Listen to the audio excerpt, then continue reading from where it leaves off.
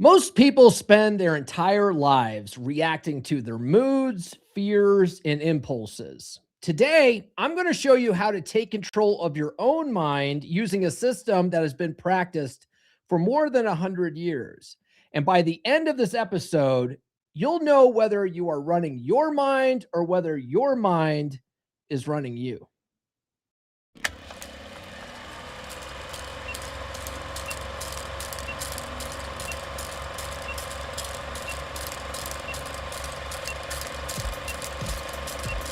We're going live, baby. We'll do it live. You're listening to the premier podcast for men who want to not only be better with women, but want to be better men in general. This is the Come On Man podcast. And here's your host, Paul Bauer. Paul Bauer. Paul Bauer. Paul Bauer. Paul Bauer. Paul Bauer. Paul Bauer. He is a certified master life coach and NLP practitioner. It's true. It's damn true. It's Frame Friday, guys. I hope your week was marvelous. Marvelous. If you are new to the channel, my name is Paul Bauer. I help men level up and get better with women. And the funny thing about doing that is it tends to make us better men in all areas of our lives. If you've ever felt like your own moods, urges, or reactions run your life more than you do, what you're about to hear is going to hit pretty close to home. This chapter I'm going to read to you today was written more than 100 years ago, yet it describes the same inner fights men still deal with right now. Fear, anger, jealousy, doubt, and the tug of appetite all pulling at the wheel. By the time we reach the end of this episode, you're going to see exactly how that inner tug of war works and how a man can take his mind back instead of being dragged around by it.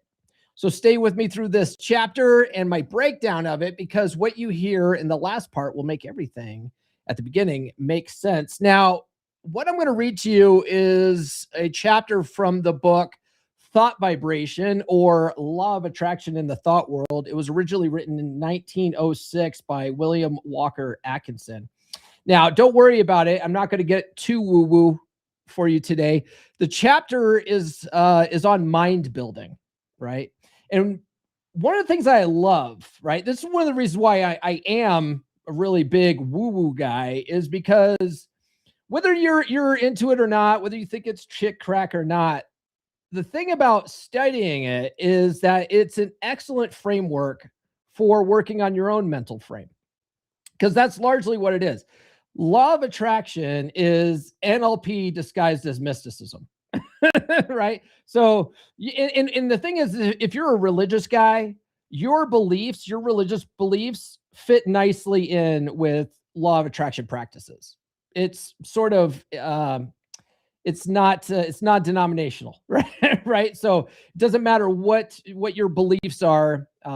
This works for that too. If you're an atheist, it doesn't matter. It works for you too, because you can get rid of all the concepts of a God or a higher universe and stuff like that, and just worry about all the things it teaches you about working on your mind, and you'll still have better results in life. So you can get it. I would invite you guys to let go of the frame that this is chick crack and look at it more from the frame that it's a great framework for building your mental frame, right? And your mindset. So let's get into it today. The chapter is called Mind Building. Man can build up his mind and make it what he wills. In fact, we are mind building every hour of our lives, either consciously or subconsciously. You know, that being said right there, that reminds me, the other day, we have a relatively new guy in Wolfpack. He's going through a nasty breakup. He's been going through it for over a year now. And one of the things that he said in there, because we were talking about his breakup recovery and stuff in the Wolfpack, and he said that he feels like a loser, right? I feel like a loser. And the thing is that when you tell yourself that sort of thing, I feel like a loser, or I'm such a loser, or you beat yourself up, you're mind building, but you're doing it in the wrong direction.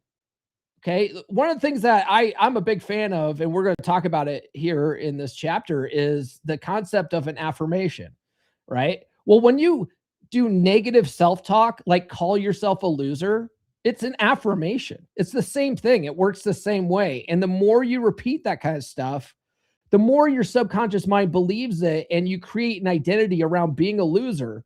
And then your actions are that of a loser, you see, and then you get loser results in life. That's how all of this works. And you can get rid of any of the mysticism with it.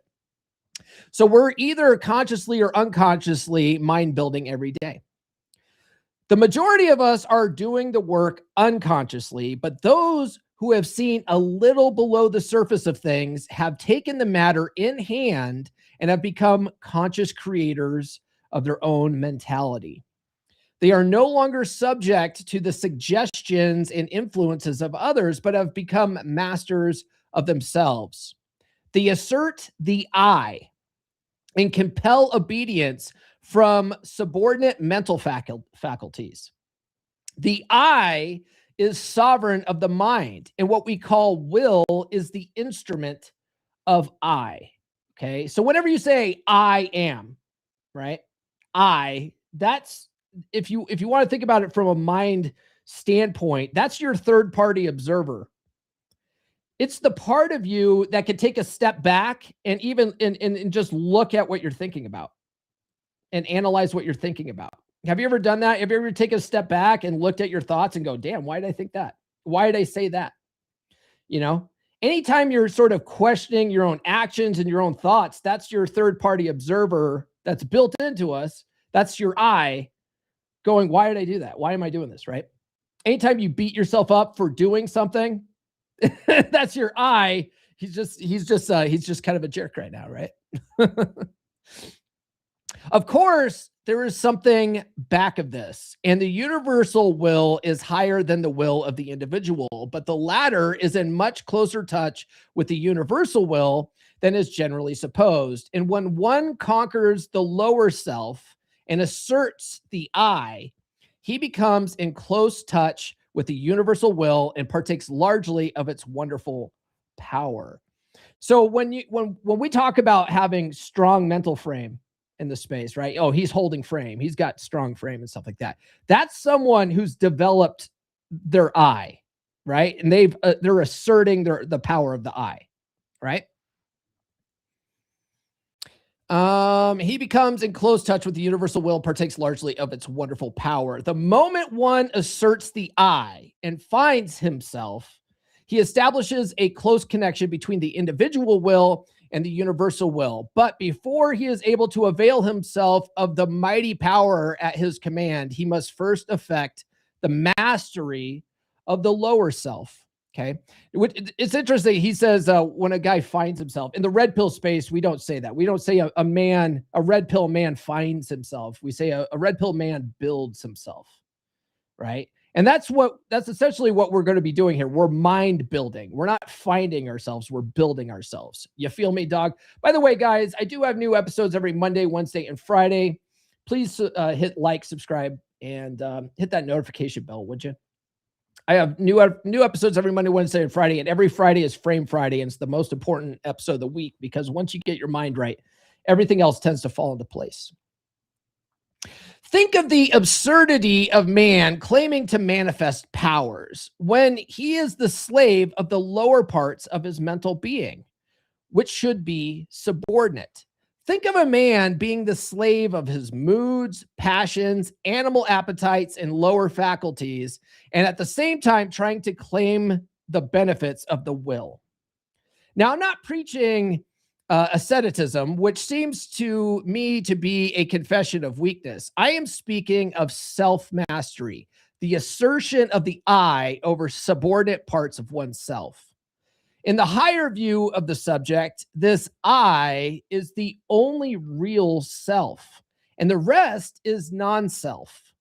But our space does not permit the discussion of this point, and we will use the word self as meaning the entire man. Before a man can assert the I in its full strength, he must obtain the complete mastery of the subordinate parts of himself. So as he's been talking about here, like subordinate parts of ourselves are essentially our feelings and our impulses.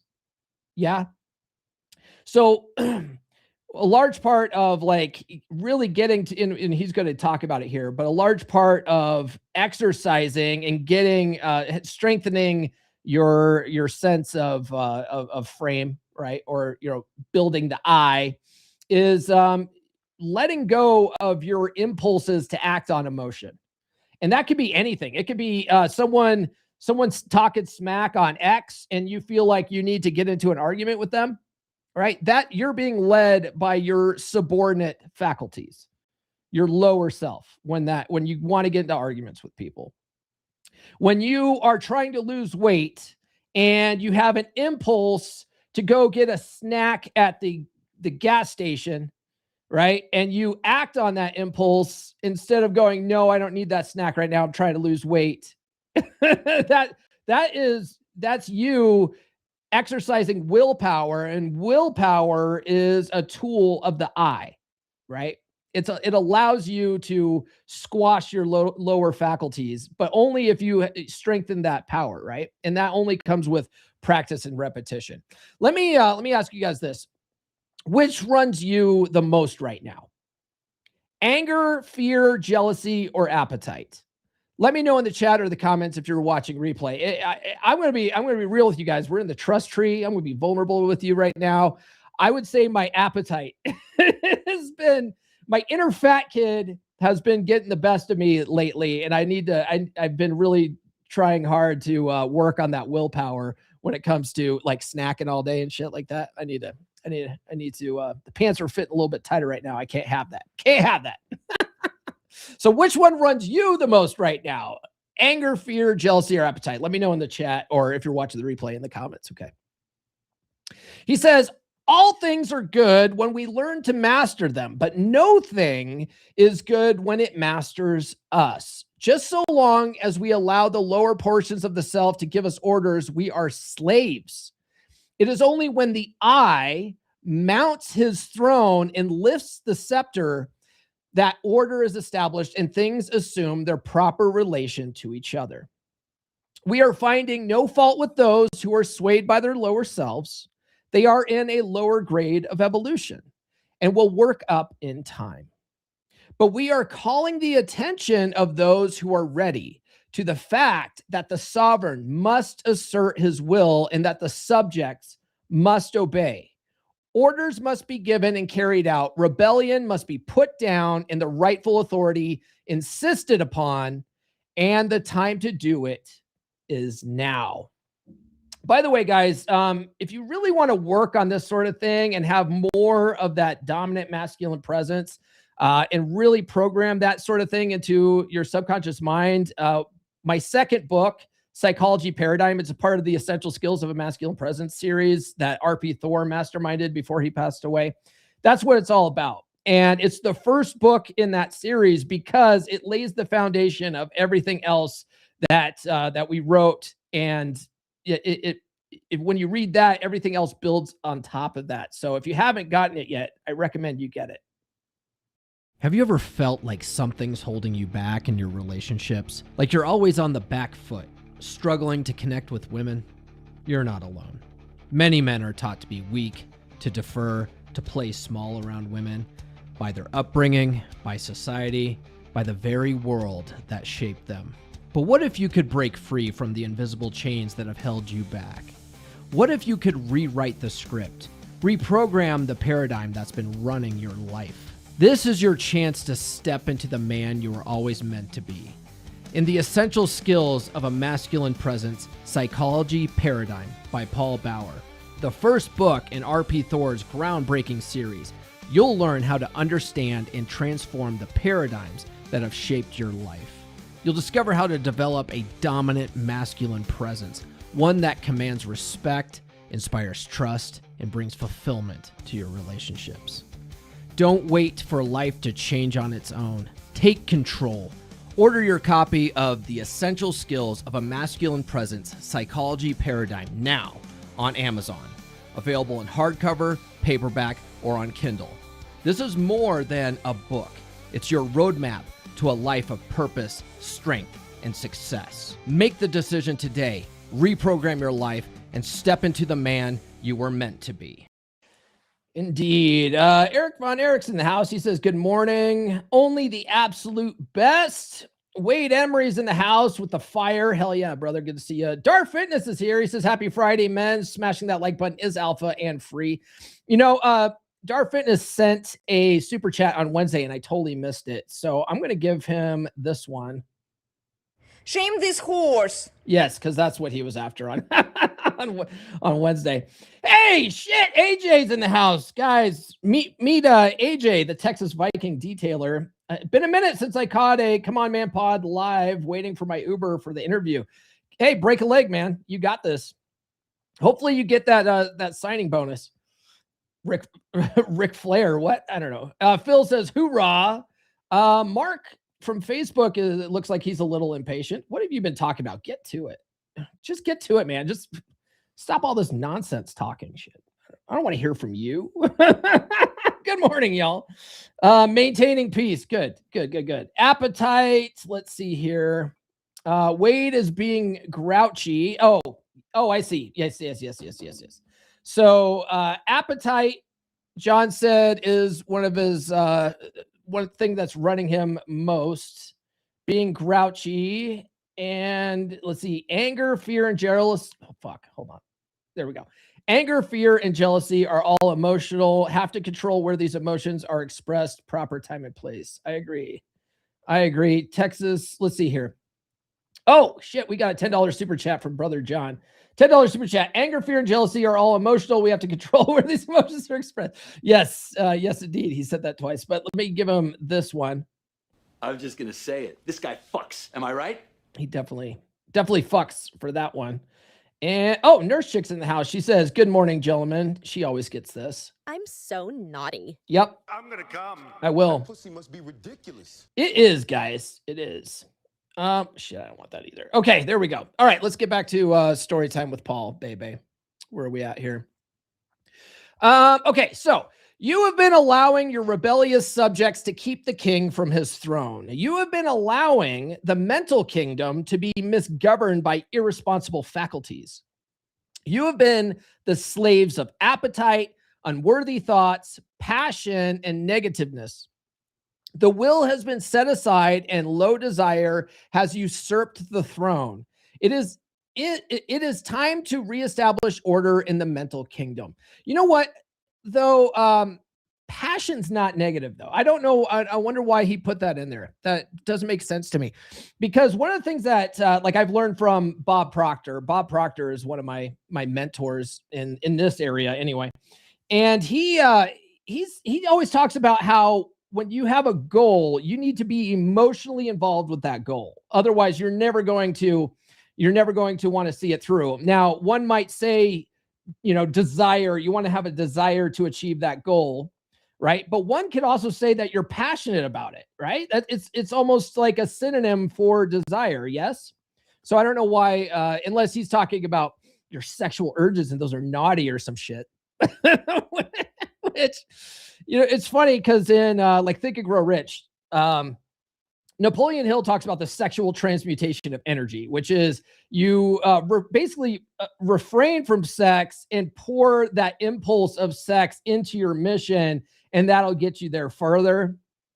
I'm like, why not both, bro? Like, why not be fucking while you're achieving your goals? Actually, I think that's more fun. So I don't know. I guess it's all how you frame it, right? You are able to assert the mastery over any emotion, appetite, passion, or class of thoughts by the assertion of the will. You can order fear to go to the rear, jealousy to leave your presence, hate to depart from your sight, anger to hide itself, worry to cease troubling you, uncontrolled appetite and passion to bow in submission, and to become humble slaves instead of masters, all by the assertion of the I. You may surround yourself with the glorious company of courage, love, and self-control by the same means. You may put down the rebellion and secure peace and order in your mental kingdom if you will, but utter the mandate and insist upon its execution. Before you march forth to empire, you must establish the proper internal conditions. Must show your ability to govern your own kingdom.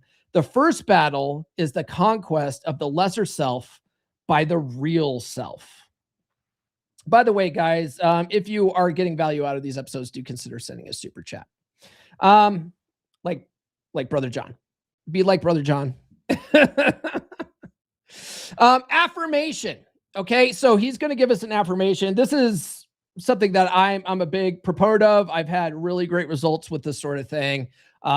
Aaron Clary, if you guys know Cappy at all, Aaron Clary makes fun of me for it, but he's also quite an angry individual. He gets very frustrated very easily and stuff like that, and I don't. So I don't know. It works for me. Affirmation. I am asserting the mastery of my real self. The best affirmations are in present tense and start with I am and their identity statements. Just saying I am is a command to your subconscious mind, and it helps establish your identity.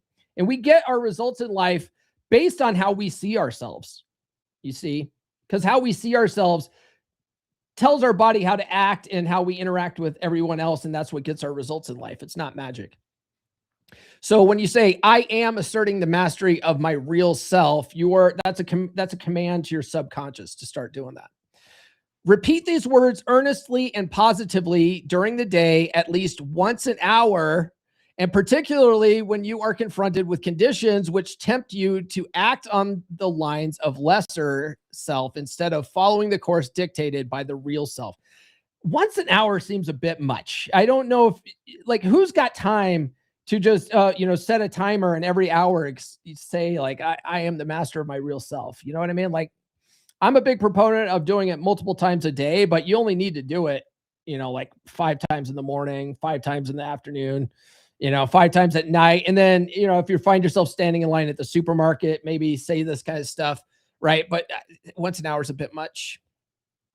In the moment of doubt and hesitation, say these words earnestly, and your way will be made clear to you. Repeat them several times after you retire and settle yourself to sleep.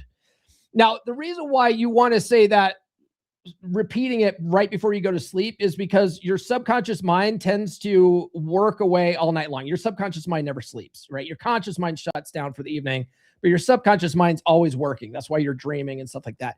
And your subconscious will tend to grind away at the last bit of information that you give it at the end of the night.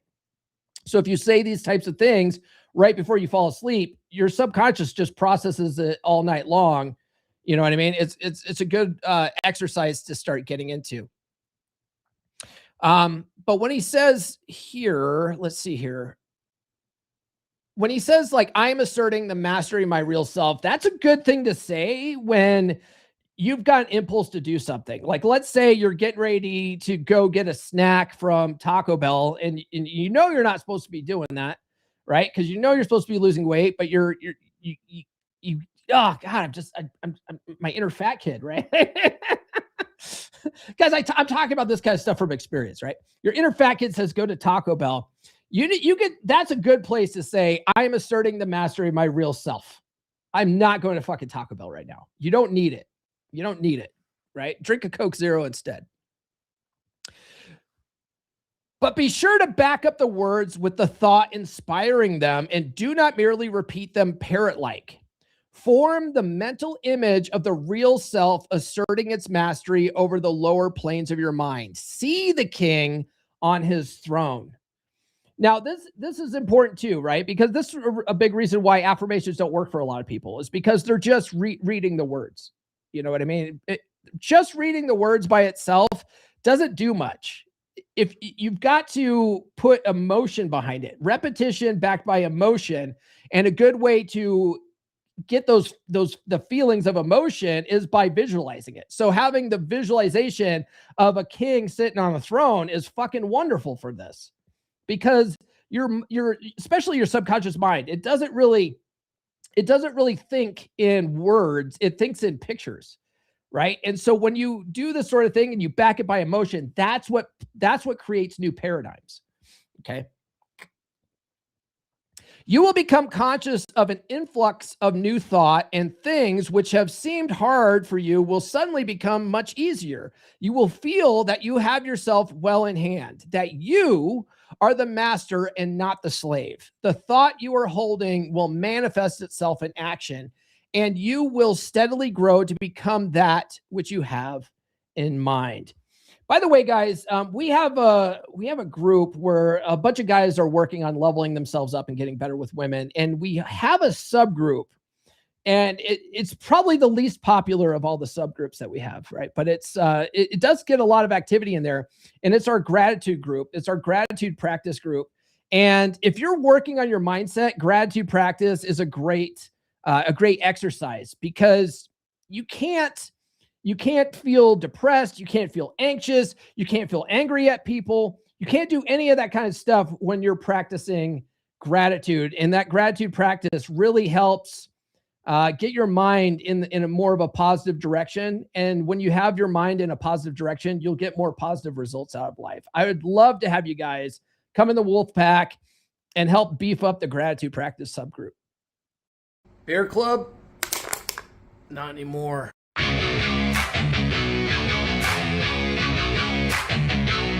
Wolfpack, you fix what's broken. You lead like a man again. No pity, no therapy. Just fire, just frame. Cold bed, broken home, midlife drift, feeling alone. You don't need hacks, blogs, lies. You need men with fire in their eyes. We rebuild from the ground up. No excuses, no soft stuff. Telegram lit 24/7. Brothers locked in steel, not heaven. Step inside the pack. We don't fall, we attack. Truth, fire, presence, we bring it back. Masculine pride, no time to slack. Step inside the pack. Drop your past, claim your track. No therapy talk, no playing small. We sharpen blades, we take it all.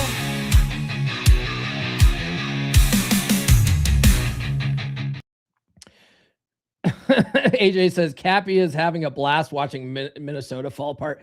Dude, all this stuff going on in Minnesota is wild right now, isn't it? I'm glad I don't live there. All right, so Atkinson gives us an exercise. An exercise: fix the mind firmly on the higher self and draw inspiration from it when you feel led to yield to the promptings of the lower part of your nature. When you are tempted to burst into anger, assert the I, and your voice will drop. Anger is unworthy of the developed self. When you feel vexed and cross, remember what you are and rise above your feeling. When you feel fearful, remember that the real self fears nothing and assert courage. When you feel jealousy inciting, think of your higher nature and laugh, and so on. Asserting the real self and not allowing the things on the lower plane of mentality to disturb you.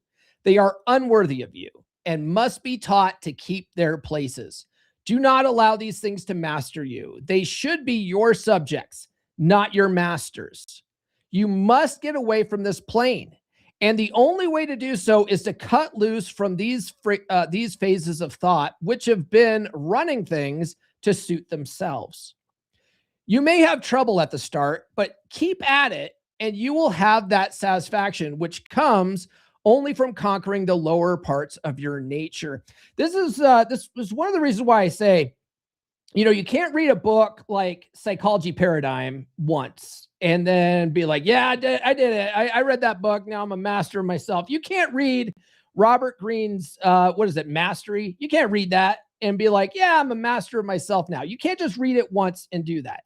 It's going to take a lot of work. You cannot undo 20, 30, 40, 50 years of negative programming by reading a book once. Okay. It's going to take constant work, constant repetition to really develop these new neural pathways to start thinking differently. And even then, if you stop working on it, you're going to fall back on old habits, right? This is why I always say the work never stops. The work never stops. You have been a slave long enough. Now is the time to free yourselves. If you will follow these exercises faithfully, you will be a different being by the end of the year and will look back with a pitying smile to your former condition. But it takes work. This is not child's play, but a task for earnest men and women. Will you make the effort? Guys, follow me on social media, would you? I'm on all the good platforms. It looks like TikTok might be getting back to normal now. We'll see. Last night, it was still acting weird. Some of the analytics still weren't catching up right, but otherwise, it seems like its old shitty self. All right. Okay, so that was the chapter. Okay, so basically, it's funny, that's the exercise, but he essentially is just telling you, you need to start working on this stuff and start asserting your willpower in the I over your impulses, right? So let's sort of recap here. It's probably gonna be a short episode today. I always say that, and then I always end up running my mouth and dragging the shit out. So we'll see. Okay, so your mind is being built every hour. You're either doing it on purpose or letting old habits do it for you. And see, that's what I'm saying. Like 97% of the average person out there is running on autopilot. Most people have no clue that they are in full control of their mental faculties. Mostly, a lot of women are like this, right? This is women get a lot of crap for being emotional beings and being led by their emotions. Women have the power of doing all this kind of stuff too. Most of them just choose not to use it. And a lot of guys think like, and I say, I shit on guys all the time on this show too. A lot of guys, especially, they come to the red pill space and they think that they're all these rational creatures not being led by emotion, but they have fucking anger issues. They get triggered really easily. They get drawn into fucking arguments with people online and stuff like that. You will never see me truly being in an argument with anyone online, right? If you ever see me like going back and forth with people online, I'm doing it. I'm doing it because I've one, it helps me in the algorithm when you engage with my stuff. So a lot of the stuff I do is I ask a lot of questions. I'm like I'll just sort of do a lot of fogging and ask and just repeat your shit back to you to keep you commenting, right? Because that boosts me in the algorithm. I'm not arguing with you. I'm having fun with it. You're operating in my frame. You know what I mean? But if you are like, someone says something that triggers you and you got to fucking blast them because whatever they said pissed you off, and then you get into these arguments and you start calling people idiots and all this kind of stuff, you're not running your life. You're not running your life. You're fucking, your emotions are running your life. Okay. It's something to think about. Most people operate this way. The worst of them are the people that make politics their entire personality. And I see them constantly because a lot of my posts aren't political in nature at all. There's no real political story behind it at all. And everyone has to take anything someone else says and turn it into politics and either shit on Trump or shit on, fucking Democrats or whatever. Like, if you're that guy who any kind of post, you turn it into a political fucking comment, you're being controlled by your emotions and propaganda and all that kind of shit. You're not thinking for yourself. You're not. I don't care what political spectrum you're landing on.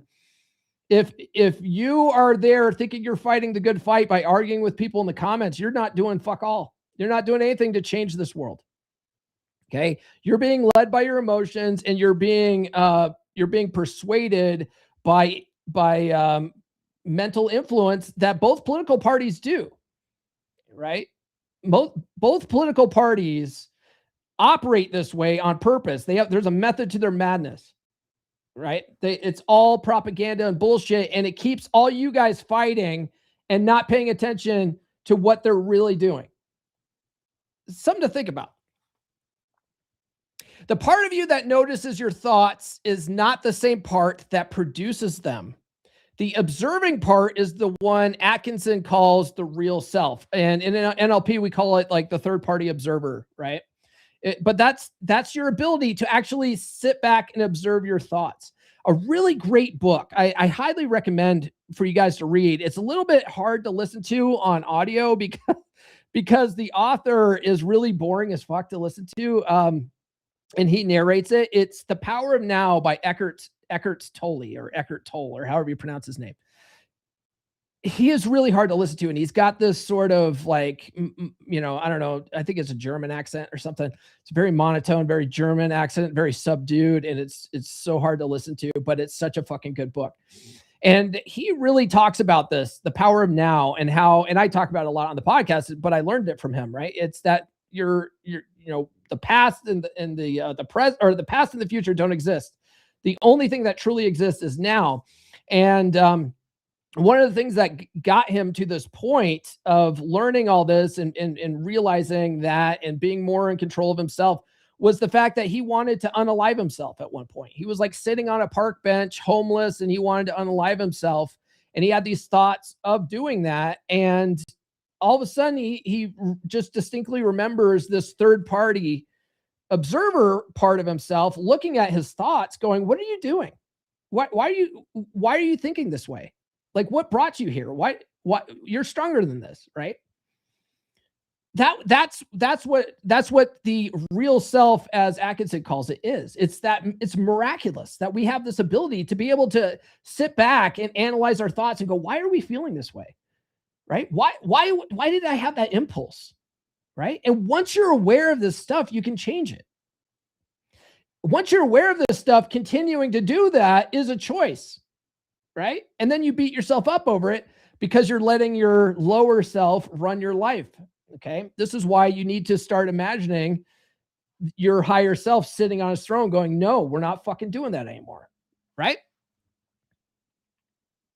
Moods are not commands. They are signals. If they give orders, you handed them the wheel. Right? So if your moods or your feelings are running the show and driving the car, it's because you handed them the wheel, your real self, the I, right? Whatever you want to call it.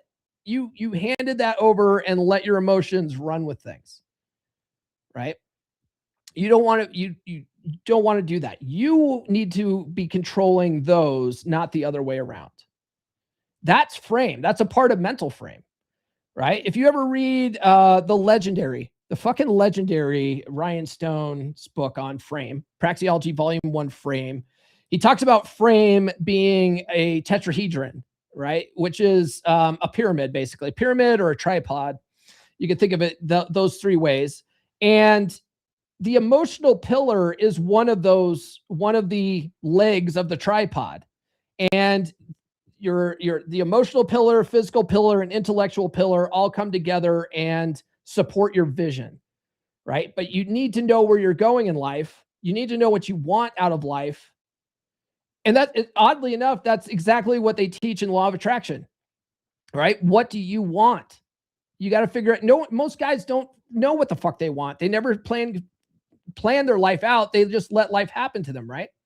So in order to have that vision and to be fully supported in that vision, you need to have good emotional control. That's one of the legs. And so that's what we're largely talking about here. Right? Not being controlled by your emotions, but you keeping them in check, right?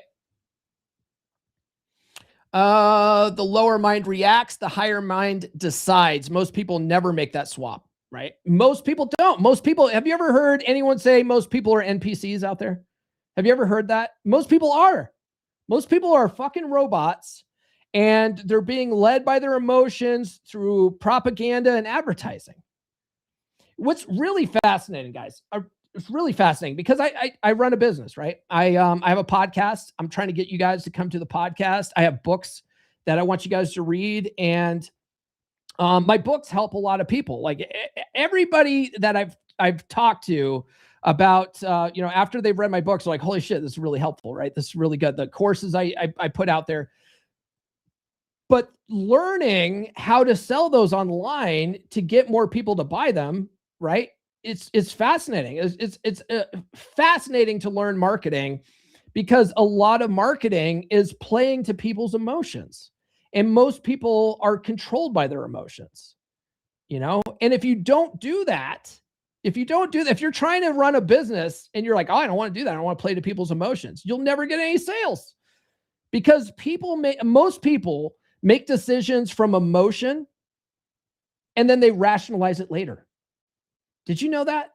Most people Make like almost all your purchases have been emotional based at some level, and then you rationalize it later to justify it to yourself. Think about that. Okay. Most people operate that way. Most people do. If fear, anger, and appetite can push you around, they are the ruler of your inner world. That is what Atkinson means by slavery, right? Like you, and a lot of you guys think that you're acting a certain way. And then the funny thing is that you'll justify it to yourself later. It's the same thing. It's the same thing as emotional purchases. A lot of you guys will act from emotion and then rationalize it later. You know, like, oh, I yelled at her and she was a bitch and she fucking deserved it because of da, da, da, da, da, da, da. Instead of, why did your higher self allow her to control your emotions? Aren't you in control of your emotions? Right? She didn't make you do anything. You chose to react that way, right? You chose to see things in a certain way. You chose to be upset by something. Okay. Let's see here. Self-mastery is not denial. It is choosing what gets to speak and what gets ignored. That's the thing too. A lot of what we teach when it comes to emotional control is it gets shit on by liberals, usually liberals and feminists. And they think that we're teaching guys to suppress emotions. And that's not what any of this is about. A lot of, if you read Stoicism books like, Meditations by Marcus Aurelius, right? Phenomenal book, by the way. Real short read. It's basically just a bunch of axioms and shit, sayings and stuff like that. It's really good. I highly recommend you read it. But largely, it's about emotional control and realizing that letting your emotions get out of hand really doesn't serve you most of the time. Doesn't serve you, and it's all about controlling the controllable. Right? Can I do anything about that? Can I do anything about what's going on in Minnesota right now? Personally, no. So why am I worried about it? I'm not. I don't live there. So it's out of sight, out of mind. I'm not making it my whole life to fucking, bitch about what's going on in Minnesota. It has no impact on my life. You know what I mean? Like, it sucks for the people that live up there. Brother Omega lives up in Minnesota. Probably sucks for him. I think he works from home though, so he's probably not that affected by it. I don't think he doesn't have any kids in a Somali daycare center, so I don't know. But anyway, so it's not denial, it's not suppression. It's basically you get these feelings, right? Maybe you do get angry. Some things will trigger you. When you learn this stuff, it's not that you're emotionless. You still have emotions. The thing is that you don't let them run your life, right? So if you get angry, you take a second, your higher self evaluates it. You actually give yourself a second to evaluate and be like, man, why did that piss me off? Right. And then once you take like a second or two to sort of process it, you realize, God, I'm looking at it from a completely wrong angle. Let me look at it from this angle. It's not even worth being angry about when I look at it from this angle. You know what I mean? That's emotional control. It's not suppression. Right. Your results in life mirror who runs your inner state. So a scattered mind produces a scattered life. It's a lot of it. I talk about it a lot in the podcast. I talk about it in psychology paradigm. But our results in life, right? It's not luck. It's not happenstance. It's not fate or whatever. Our results in life are a direct result of our actions. Our results in life are a direct result of our actions. Okay. It's the law of cause and effect. It's a hermetic principle. It's a law of the universe, the law of cause and effect, right? Nothing escapes the law. There's no such thing as chance. Everything happens because of a cause. Okay. You can't escape it. Everything operates under this law. And so your results in life are a direct reflection of your actions. Well, the thing is that 95% of your actions are habit-based. They come from subconscious programming, from your paradigms. Okay. So if your subconscious paradigms are causing you to act in a certain way that are giving you results that you don't like, in order to change these results, you can't just magically change what's going on out here. You have to change what's up here first. You have to. it's a scientific fact. It's a fucking law of the universe. Okay. Every time you pause instead of react, you're building authority inside yourself. That is how the I gets stronger. This is one of the reasons why I recommend practicing a 3-second rule, right? Especially like if you're going to get into a heated argument with like a wife or a girlfriend or something like that, use the 3-second rule. It's a tool in your toolbox. And what it is your wife says something that fucking triggers you. You just pause. Don't say anything. Just count to 3. Okay. She says something. You have this immediate impulse to blast back at her. Just take a deep breath and count to 3. That 3-second pause allows your I time to evaluate the feeling that's coming up for you and give you an opportunity to respond differently. It'll completely fucking change your entire dynamic with your wife or your girlfriend. We had I posted on Instagram yesterday. We had one of our newer brothers in the pack posted an update, and he said that his wife came to him bitching about a bill. Right? I guess she went and checked the mailbox and printed on the envelope said past due notice or some shit on some bill. But my man takes care of his bills, so he's like, that's absurd, right? So she comes to him and she's all pissed and she's like, I thought you paid this on time. You clearly didn't. I'm going to go pay it. Da-da-da-da-da. And instead of blasting back, which he said I normally would have, I would either blast back at her, started trying to logic her, endearing and stuff like that. He stopped and goes, you're so adorable when you're mad right now. And she's like, what are you trying to do? And he goes, let's look at it together. And he grabbed the envelope and he opened it up and showed that it wasn't necessarily past due. There was just like a small percentage that was a remaining balance. Basically, it sounded like, according to his story. So he's like, see, yes, I did pay it. It's just, I missed this much. No big deal. Right. And she was like, just dumbstruck by him not blasting back at her. And he goes, I'll go take care of it. And he just went and paid $4. She came back and apologized to him. And women don't fucking apologize for shit. He was like, she actually said, I'm sorry. Do you see how by changing your reaction to that kind of stuff changes your results? Do you see that? The guys that practice this shit see it in real time and they're fucking blown away by it. Okay.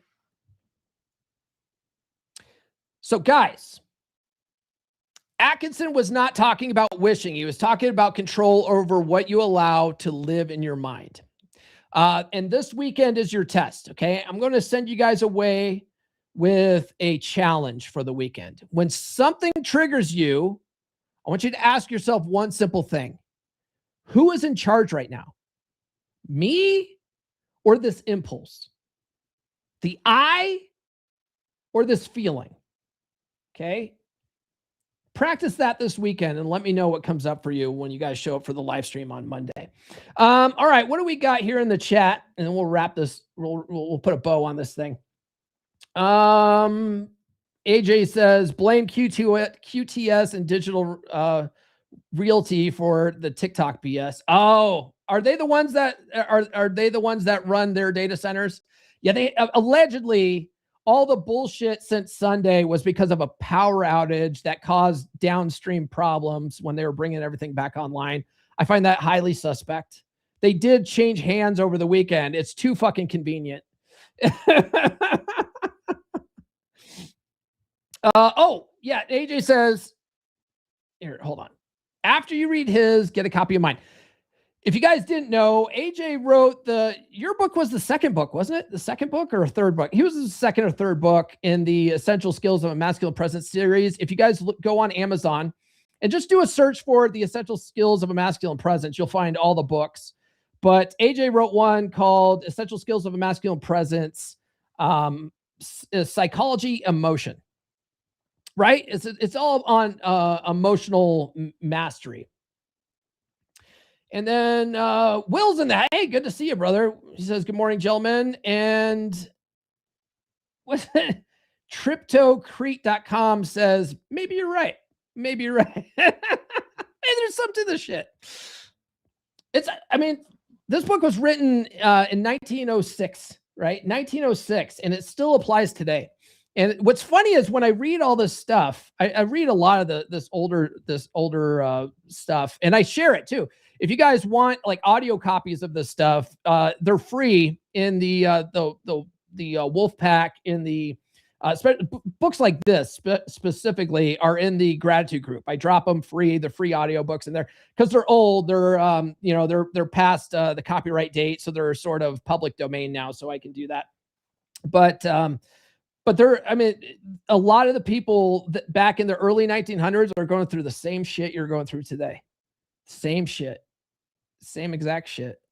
And people back then were working on this stuff back then. It's funny because I look at like my parents, and my parents are like boomers, right? They're legit boomers. They're actual baby boomer generation. And I'm just like, man, all this information was available for you. Why didn't you learn it? It's the same reason most people aren't using it today. Because one, they don't know it exists. Two, they think it's fucking shit crack bullshit. And then they dismiss it. And it's like, you don't understand how your life will fundamentally change when you fix what's going on up here.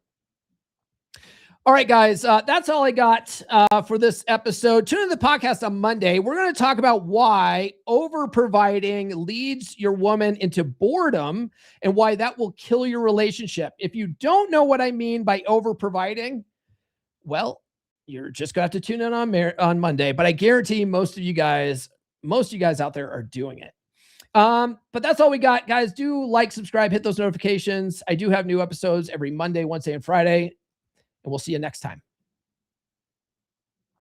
This has been the Come On Man podcast. Now, go out and get it.